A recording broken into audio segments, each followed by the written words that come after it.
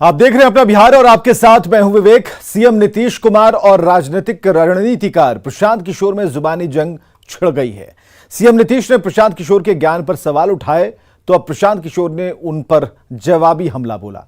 ABC वाली लड़ाई अब A to Z तक आ गई है। बिहार में अभी हुआ है, नीतीश जी अभी तक तो 1 महीना पहले तक तो पक्ष में थे, अभी 1 महीना के बाद विपक्ष की गोलबंदी कर रहे हैं, तो उस पर उसकी विश्वसनीयता कितनी है ये तो जनता पर ही आपको छोड़ना पड़ेगा। लेकिन मुझे ऐसा नहीं लगता है कि बिहार में जो नया राजनीतिक प्रयोग हुआ है उसका देशव्यापी कोई परिणाम होगा। सोमवार को बात यहीं से शुरू हुई थी जब सीएम नीतीश के दिल्ली दौरे को बेकार की कवायद बताते हुए प्रशांत किशोर ने सीतामढ़ी में ये कहा कि मुख्यमंत्री को विपक्ष को एकजुट करने की बजाय बिहार पर ध्यान देना चाहिए, क्योंकि विपक्ष की गोलबंदी से 2024 में कुछ होना जाना नहीं है।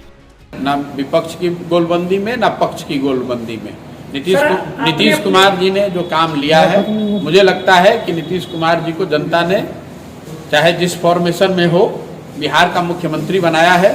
पहले उनकी प्राथमिकता बिहार में वो काम करना होना चाहिए। दिल्ली में मौजूद सीएम नीतीश से मंगलवार को जब पीके के इस बयान पर सवाल पूछा गया तो वो भड़क उठे। चुनावी रणनीतिकार पीके के ज्ञान पर सवाल उठाते हुए पत्रकारों से ये तक कह डाला कि उस आदमी के बयान पर मुझसे सवाल ही नहीं करना चाहिए। वो आदमी तो मेरे साथ आया ना, लेकिन बाद में हम सुझाव दिए कि ये सब काम वो सब छोड़िए, नहीं माने। आज दूसरा देश भर में कितना पार्टी का काम करते रहे, तो उसका वो धंधा है। अब बिहार में वो अपना जो करना चाहिए करे ना भाई, उससे क्या मतलब है? उसके स्टेटमेंट का कोई अर्थ नहीं है। कोई मालूम है, देखिए सुन लीजिए, एक बात जान लीजिए, आप उसके बोल रहे हैं उनके बारे में तो उनको पता है, कुछ एबीसी मालूम है 2005 से क्या काम हुआ है। तो हाँ, ये लोग को मालूम है अपना पब्लिसिटी लेने का, स्टेटमेंट देने का और कहने का, ये सब का एक्सपर्ट है, वही सब अंड-बंड बोलते रहता है।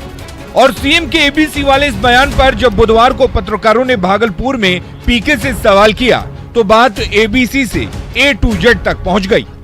लेकिन चलिए, अब नीतीश कुमार इतने बड़े नेता हैं, उनको A से लेकर Z तक आता है, दूसरे को तो एबीसी भी नहीं आता है। उन्होंने कहा है कि 10 लाख नौकरी दे देंगे, तो हमने भी कहा है कि साहब आप 10 लाख नौकरी दे दीजिए, आप ठीक कह रहे हैं। तब हम लोग जैसे लोगों के अभियान चलाने की क्या जरूरत है? दूसरा महीना चालू है, 12 महीना होने दीजिए, उसके बाद उनसे पूछेंगे कि किसको एबीसी का ज्ञान है और किसको XYZ का ज्ञान है। 10 लाख लोगों को नौकरी यहाँ आप देकर दिखा दीजिए, हम आपकी बात मान लेंगे। आपको नेता मान लेंगे, ये मान लेंगे कि आप सर्वज्ञानी सर्वव्यापी आप ही व्यक्ति है, भगवान एक ऊपर है और नीचे एक आप हैं। आपको बता दें कि प्रशांत किशोर कभी नीतीश के सबसे खास और जेडीयू के मुख्य रणनीतिकार थे। 2015 में टीम पीके ने ही जेडीयू को ये नारा दिया था कि बिहार में बहार है, नीतीश कुमार हैं। मगर 7 साल में बात बहार से तकरार तक पहुंच गई और पीके चुनावी रणनीतिकार से खुद राजनीतिज्ञ बन गए हैं। Bureau report, news 18। बिहार में जंगल राज है या जनता का राज? ये सवाल इसलिए क्योंकि राजधानी पटना में खनन विभाग के इंस्पेक्टर को जान से मारने की धमकी मिली। जिस शख्स ने धमकी दी है उसने खुद को आरजेडी विधायक का भाई बताया। एफआईआर के बाद भी अभी तक धमकीबाज गिरफ्त से बाहर है, लिहाजा सुशील मोदी ने मुख्यमंत्री से बड़ी मांग कर दी है। क्या बिहार में धमकीबाजों की चलेगी? क्या बिहार में बदमाशों की बहार है? ये सवाल इसलिए क्योंकि पटना जिले में खनन विभाग के बड़ा बाबू अरुण कुमार को जान से मारने की धमकी मिली है। किसने धमकी दी और क्यों दी, आप अरुण कुमार की जुबानी ही सुनिए। 11:19 पे फोन आया मेरे मोबाइल पे 94 318 79 395 से। उधर से बोला गया कि मैं रीतलाल यादव का भाई बोल रहा हूँ। हम बोले जी बोला जाए। हाँ, तो कैसे गाड़ी पकड़ लिए? गाड़ी ओवरलोड थी, गाड़ी पकड़ ली। सगुना में आप ही गाड़ी पकड़े हैं? हाँ, हम ही पकड़े हैं। तो गाड़ी कैसे पकड़ ली? मेरा गाड़ी ओवरलोड थी, गाड़ी हम पकड़ लिए। तो शाम को आप ठीक नहीं रहिएगा। ठीक है भैया, ठीक नहीं रहेंगे। धमकी देने वाले शख्स ने खुद को आरजेडी विधायक रीतलाल का भाई बताया है। उसका नाम संतोष कुमार है। आरोप है कि संतोष अपने 8-10 साथियों के साथ जिला खनन कार्यालय पहुंचा और भद्दी भद्दी गालियां दी। संतोष कुमार आए थे, वो बोल रहे थे, जो इंस्पेक्टर साहब को फोन करके गाली दे रहे थे कि अमृतलाल के भाई हैं संतोष कुमार बोल रहे हैं, हम उस पर गाड़ी चढ़ा देंगे, आप 4 लाख फाइन जोड़िए। हम 1.5 लाख फाइन जोड़ के दिए थे, 1,42,400 का, उसको उफाड़ दिए, कहने आप 4 लाख दीजिए। ज़बरदस्ती कहता था 4 लाख लीजिए, हम 8 लाख इंस्पेक्टर से घर पर जाके वसूल लेंगे शाम में, अभी आप लिखिए 4 लाख। जबरदस्ती कर रहा था, पूरा गाली बक रहा था। कार्यालय पहुंचा। इस घटना के बाद सुशील मोदी ने महागठबंधन सरकार पर तीखा प्रहार किया और फौरन खान एवं भूतत्व मंत्री रामानंद यादव को पद से हटाने की मांग कर दी। क्योंकि लालू परिवार का बालू से बहुत पुराना संबंध है, बालू माफियाओं से संबंध है, और इसलिए मैं बिहार के माननीय मुख्यमंत्री जी से ये अपील करूंगा। पहली बात तो ये कि तत्काल अपराध के संगीन मामलों के आरोपी श्री रामानंद यादव को मंत्रिमंडल से बर्खास्त किया जाए, और चूंकि लालू परिवार का बालू माफियाओं से संबंध है, जिसका दस्तावेज और प्रमाण मेरे पास सारे हैं, तो यह विभाग राष्ट्रीय जनता दल से लेकर किसी अन्य राजनीतिक दल यानी जो उनको समर्थन दे रहे हैं, उनको यह विभाग सौंपा जाए।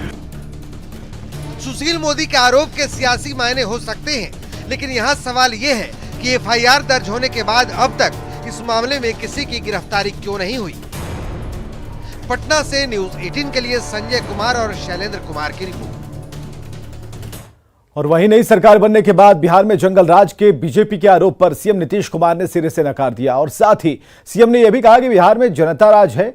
गया से पटना लौटने के बाद सीएम ने कहा कि बिहार में विकास का काम चल रहा है। साथ आ गए हैं तो बोले कि जंगल राज आ गया है, जो आपके साथ आ गए थे। अच्छा, एक बात जरा बताइए थे, कहाँ जंगल राज आया है, कौन जगह हो रहा है?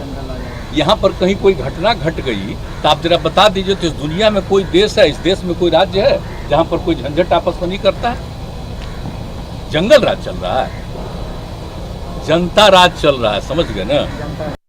बिहार की सियासत 180 डिग्री पर घूम चुकी है। सियासत दिनों दिन गर्माती जा रही है। 3 दिन के दौरे से नीतीश बिहार लौट आए हैं। पटना की धरती पर कदम रखते ही सबसे पहले नीतीश लालू प्रसाद से मिलने पहुंचे। और नीतीश का दिल्ली दौरा कैसा रहा, किन किन नेताओं से नीतीश ने मुलाकात की, दिल्ली से लौटकर नीतीश ने क्या कहा, सब कुछ इस रिपोर्ट में।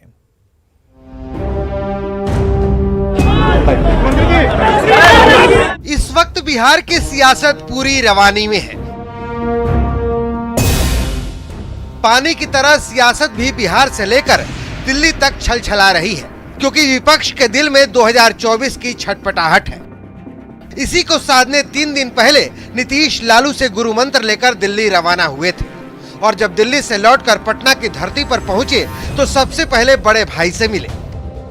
हम आपको तस्वीर दिखा रहे हैं, राबड़ी देवी का आवास से मुलाकात कर नीतीश कुमार बाहर निकल रहे हैं। और जाहिर सी बात है, दिल्ली के 3 दिनों के दौरे पर रहने के बाद नीतीश कुमार कल दिल्ली से आज दिल्ली से गया पहुंचे, तो उसका सीधे नीतीश कुमार से मुलाकात करने के लिए पहुंचे। ये 2 तस्वीरें तस्दीक कर रही हैं कि नीतीश के दिल्ली मिशन की पूरी प्लानिंग लालू यादव की है। पहली तस्वीर 5 सितंबर की है, जब दिल्ली रवानगी से पहले मुख्यमंत्री नीतीश कुमार ने लालू यादव से उनके घर जाकर मुलाकात की थी। मुलाकात के बाद जब नीतीश बाहर निकले तो लालू बाहर तक छोड़ने आए थे। दोनों नेताओं ने हाथ जोड़कर एक दूसरे को संबल दिया था। दूसरी तस्वीर 3 दिन बाद यानी 8 सितंबर की है। दिल्ली से लौटने के बाद सबसे पहले नीतीश कुमार ने लालू यादव से मुलाकात की। फिलहाल नीतीश अपने दिल्ली दौरे से बेहद गदगद दिख रहे हैं। कोई विकल्प नहीं है, नरेंद्र मोदी का कोई विकल्प नहीं है। पता चलेगा, प्रधानमंत्री जी आज वो तो पता ही चलेगा समय पर। नीतीश भले ही विपक्ष की लामबंदी के लिए दिल्ली की दौड़ लगा रहे हों, लेकिन पूरी प्लानिंग के पीछे दिमाग लालू यादव का है, जैसा कि आरसीपी सिंह ने 2 दिन पहले इशारा भी किया था। क्या है कि साहब कांग्रेस साथ में रहे कि लेफ्ट साथ में रहे, और गए हैं रात कहाँ मिले हैं, सबसे पहले कहाँ मिले हैं, किनकी पैरवी से मिले आप लोग ज्यादा जानते हैं। दरअसल 3 दिन के दौरे के दौरान नीतीश कुमार ने करीब 10 विपक्षी नेताओं से मुलाकात की। राहुल गांधी, कर्नाटक के पूर्व सीएम कुमारस्वामी, सीपीएम महासचिव सीताराम येचुरी, सीपीआई नेता डी राजा, दिल्ली के सीएम अरविंद केजरीवाल और हरियाणा के पूर्व सीएम ओम प्रकाश चौटाला, मुलायम सिंह, शरद यादव और शरद पवार से मुलाकात की। नीतीश कुमार मिशन दिल्ली के अगले चरण में ममता बनर्जी और नवीन पटनायक से भी मिल सकते हैं। जाहिर है सियासी दंगल में बीजेपी को पटकनी देने के लिए नीतीश दिल्ली में पसीना बहा रहे हैं। अब देखना है कि उनकी मेहनत कहां तक रंग लाती है, क्योंकि ये पहली बार नहीं है जब नीतीश महागठबंधन बनाने की कोशिश कर रहे हैं। 2015 में भी नीतीश ऐसी कोशिश कर चुके हैं। पटना से न्यूज 18 के लिए आनंद अमृतराज और धर्मेंद्र कुमार की रिपोर्ट। भागलपुर में अचानक चलती कार में आग लग गई। घटना कचहरी के पेट्रोल पंप के पास की है। पेट्रोल पंप पर मौजूद अग्निशमन यंत्र के जरिए आग पर काबू पा लिया गया। दरअसल कुछ लोग कार से जा रहे थे, तभी कार के बोनट में आग लग गई। ड्राइवर ने सूझबूझ का परिचय दिया, तुरंत कार को रोका, लोगों को बाहर निकाला और इसकी वजह से एक बड़ा हादसा होते होते टल गया।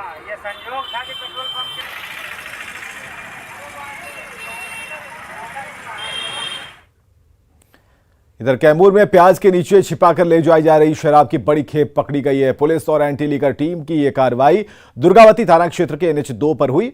पुलिस को सूचना मिली थी कि यूपी से शराब की एक बड़ी खेप बिहार लाई जा रही है और इसी सूचना पर कर्मनाशा चेकपोस्ट के नजदीक मुजहरी टोला के पास यूपी से आ रहे ट्रक को रोका गया। ट्रक में प्याज के नीचे शराब की 665 पेटियां छुपाकर रखी गई थी। पुलिस ने ट्रक के ड्राइवर को गिरफ्तार कर ट्रक को जब्त कर लिया है।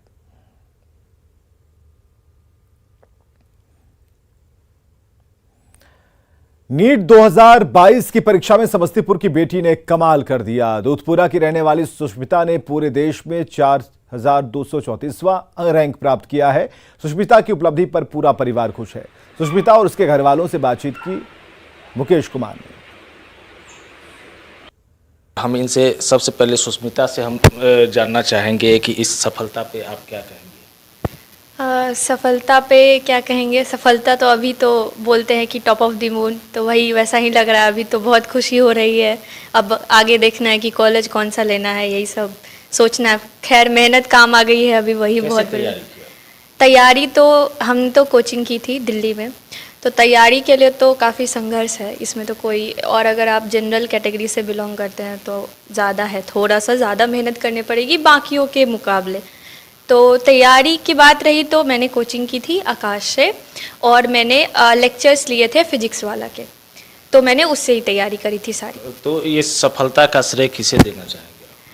इस सफलता का श्रेय अब तो मेरी माता को ही देना चाहूँगी मैं, क्योंकि होता ये है ना कि जब आपके नंबर कम आते हैं ना तो फिर आप मेंटली उतना स्ट्रांग नहीं रह जाते हो कि आप आगे फिर सोच सको कि हाँ आगे एग्ज़ाम ठीक जाएगा या नहीं। तो उस समय पे मेरी मम्मी हमेशा फ़ोन करके बोलती थी कि कोई बात नहीं है, हो जाएगा, कम नंबर आ रहे टेस्ट में, कोई बात नहीं है, हो जाएगा। तो वो एक तरीके से माइंड को थोड़ा मोटिवेट करके रखने का बात है। और फाइनेंशियली तो वो तो अलग बात है, बट एक मेंटल सपोर्ट तो मदर रही है बहुत बड़ी। यहाँ पे उनकी माँ भी है, हम उनसे जानना चाहेंगे क्या कहेंगे आपकी बेटी ने सफलता हासिल की है, क्या कहेंगे? क्या कहेंगे, हमको तो बहुत खुशी हुई है, बहुत बड़ा खुशी चाहते हैं। और हमारा मुख्य रूप से ये है कि ये जो दौलत की दुनिया है उस दुनिया को छोड़ करके और समाज सेवा में निःशुल्क रूप से गरीबों की ये सेवा करें, और जो गरीब पैसे के अभाव में मर रहे हैं, अचानक काब कबलित हो रहे हैं, उसका आने वाले समय में ये इलाज करें। मैं बहुत खुश हूँ अपनी पोती की सफलता से, और आशा करती हूँ कि आगे भी इसी तरह वह अपना पथ प्रशस्त करती रहे और जीवन पर्यंत गरीबों की सेवा करती। नीट 2022 की परीक्षा में बिहार के लाल ने कमाल किया। पटना के अक्षत रंजन ने 64वां रैंक प्राप्त किया। अक्षत को 720 अंकों में 700 अंक मिले। अक्षत की सफलता से पूरा परिवार खुश है। अक्षत और उनके घर वालों से बातचीत की न्यूज 18 संवाददाता धर्मेंद्र कुमार ने। अक्षत, पहले तो ये सफलता मिली है, इसके लिए बधाई। थैंक यू और क्या रहा सफलता का मूल मंत्र, क्या रहा? सर, आप किसी भी एस्पिरेंट को खाली NCERT पे अपना 99% टाइम देना चाहिए और ऑफलाइन टेस्ट देते रहने चाहिए, ये मूल मंत्र। सर यही सबसे इम्पोर्टेंट। एक कहावत है कि अधिक रैंक लाने के लिए अधिक पढ़ने की जरूरत पड़ती है। आपका क्या सोचना था? आपने कितनी मेहनत की, कितना समय दिया? सर मेरे फिजिक्स टीचर ने शुरुआत में कहा था कि आपको वीकली आवर्स देखने चाहिए, तो मैंने वीकली देखा कि मुझे 50 hours per week, 60 hours per week पढ़ना, but on average per day 10। कितना समय दे पाती थी अक्षय को आप, और कितना मदद होता था? मदद तो ये तो स्टार्टिंग से ही बहुत अच्छा स्टूडेंट रहा, और क्लास 1 से तो बाकी तो इसकी तो पढ़ाई ही काम थी वैसे तो शुरू से बहुत ये मेरा रहता था कि बस क्लास में काफ़ी अच्छा रहो, टॉप पे रहो, तो बाद में जाके वो आदत बनती है तो टॉपर ही अच्छे बनोगे, इसलिए बस। और सारा ओलंपियाड वगैरह में इसको गोल्ड मेडल काफ़ी मिला है, तो बाकी SOF जो भी होता है तो काफ़ी प्राइजेस मिले हैं इसको। तो ये थे अक्षत रंजन के शिक्षक थे, उनके गार्जियन उनकी माँ थी जिनसे हमने बात किया। अक्षत का भी कहना था कि कॉन्सेंट्रेट होकर पढ़ाई किया, घर का सपोर्ट मिला, जो संस्थान है उसका सपोर्ट मिला, जो शिक्षक थे उनका भी सपोर्ट मिला, जिससे कि ये रैंक मिला है और आगे इसको बनाए रखेंगे। न्यूज 18 के लिए पटना से धर्मेंद्र कुमार। पूरे महाराष्ट्र में 10 दिनों तक चलने वाला गणेश उत्सव जारी और इस बीच आज रिलायंस इंडस्ट्रीज लिमिटेड के चेयरमैन मुकेश अंबानी ने पूरे परिवार के साथ मुंबई के लाल बाग के राजा के दर्शन के लिए पहुंचे, जहां उन्होंने पूरे भक्तिभाव के साथ गणपति की पूजा अर्चना की। गणपति की महाआरती में भी मुकेश अंबानी शामिल हुए।